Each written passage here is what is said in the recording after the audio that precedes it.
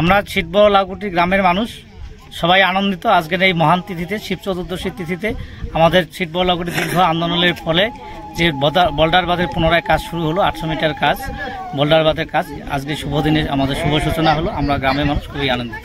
এটা 5.5 কোটি টাকার কাজ, আমাদের আসাম সীমানা থেকে আমাদের ডাউন হরিমন্দির পর্যন্ত, কার্তিক শিলের বাড়ি হইতে হরিমন্দির বাড়ি পর্যন্ত। আসামের সামনে কিছু জায়গা বাকি থাকলো, সেটা যদি আসাম গভর্নমেন্ট সেই কাজটা করে তাহলে আমাদের এই পার্শ্ববর্তী এলাকার 10-12টা গ্রাম আমরা খুবই, এবং আসাম এবং আমাদের বড় লাউকুটির একটা গ্রাম সবাই আমরা নিশ্চিন্তে বসবাস করতে পারবো দীর্ঘদিন।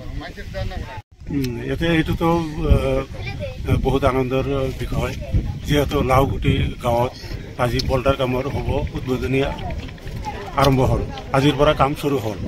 এইটো এই লাউকুটি গাঁৱৰ বৃহত্তৰ তাৰমানে এলেকাটোৰ নিৰাপত্তাৰ কাৰণে এইটো ভাল পদক্ষেপ হৈ গ'ল। কিন্তু দেখা গ'ল আমাৰ লগতে অসম বাগডোগৰা যিটো গাঁও 950 মিটাৰ, এইখিনিৰ কাম তাৰমানে আজিলৈকে হোৱা নাই।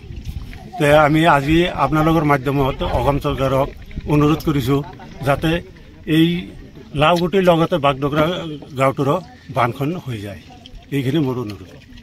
এইটো বান্ধৰ জৰিয়তে আমাৰ অসমৰ গাঁওখিনি তেনেকুৱাও উপকৃত নহয়, যিহেতু তাৰমানে মাজত বাকী থাকিল, তাতে ভাঙি থাকিব, কিন্তু তাতে যদি হৈ যায়, প্ৰটেকশ্যন হৈ যায়, তেন্তে এই অঞ্চলৰ আৰু কোনো ধৰণৰ টেনশ্যন নাথাকে।